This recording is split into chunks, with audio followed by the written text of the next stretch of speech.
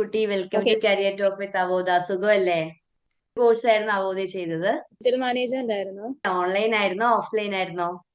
Offline ആയിട്ടായിരുന്നു പഠിച്ചത്. Class ഒക്കെ എങ്ങനെയുണ്ടായി? നല്ലൊരു എക്സ്പീരിയൻസ് ആയിരുന്നു. ആയിട്ട് ക്ലാസ് ഒക്കെ മനസ്സിലാവുന്നുണ്ടായിരുന്നു. എനിക്ക് 3 മന്ത് കോഴ്സ് എന്ന് പറഞ്ഞപ്പോ ആദ്യം ഒരു പേടി ഉണ്ടായിരുന്നു, എന്താണെന്നറിയില്ലായിരുന്നു.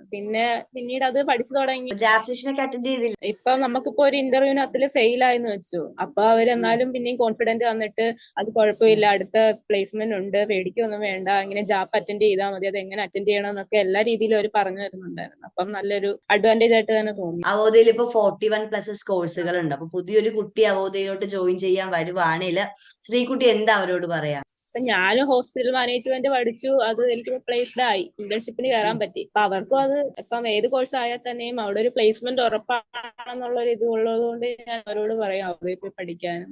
അപ്പൊ ഓക്കെ. Thank you Shri